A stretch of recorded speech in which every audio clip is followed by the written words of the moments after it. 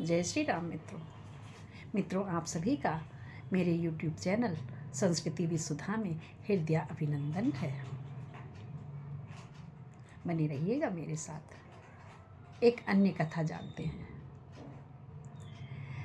ऋषि सरभंग जी के आश्रम में भगवान पहुँचे।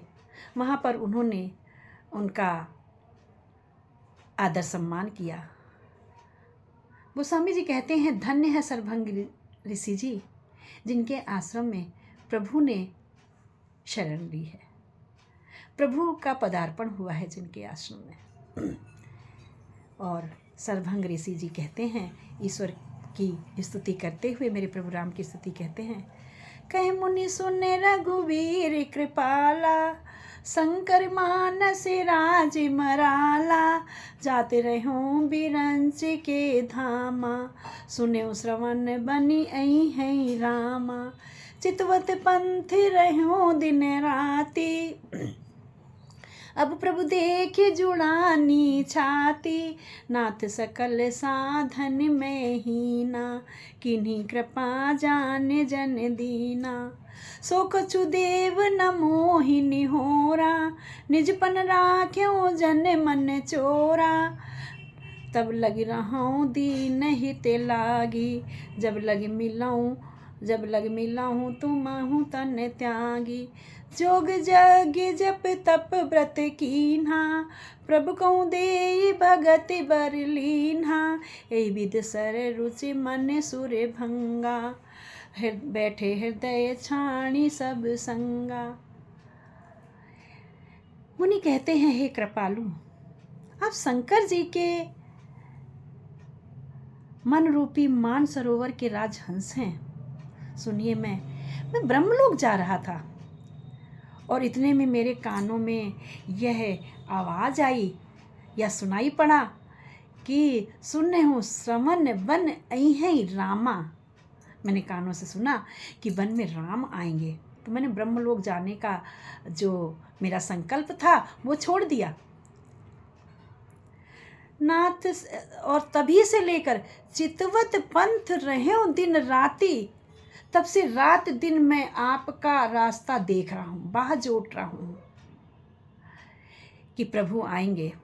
अब आपको देख करके मेरे मन को शीतलता पहुँची है, मेरे हृदय में शांति पहुँची है।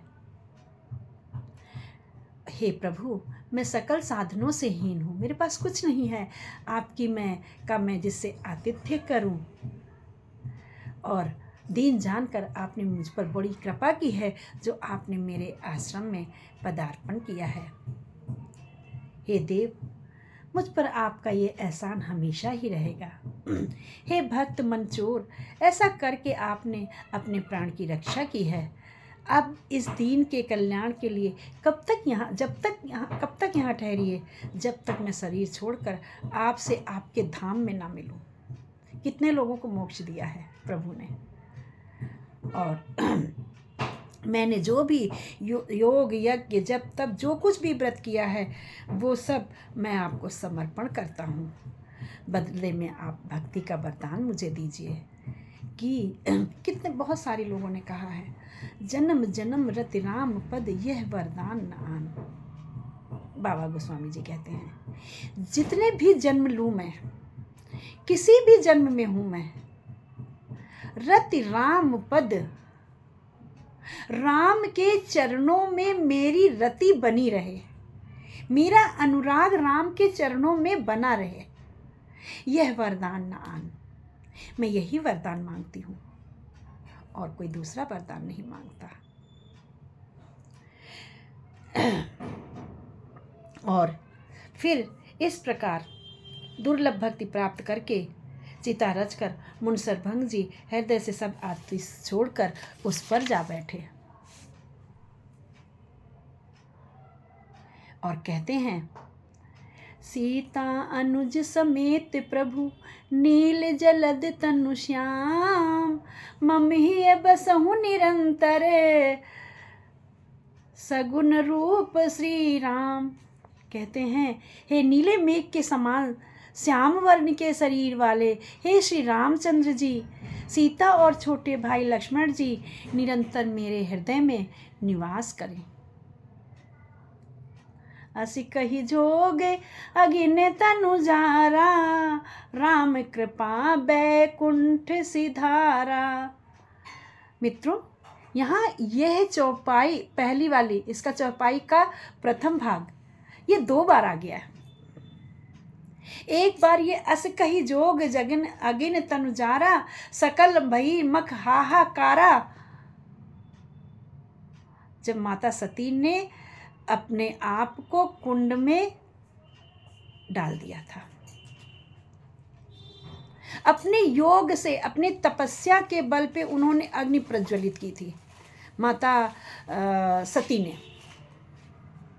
इसी प्रकार से सरभंग ऋषि ने भी अपने योग से, योग बल से, तपो बल से ही अपने शरीर को जला लिया।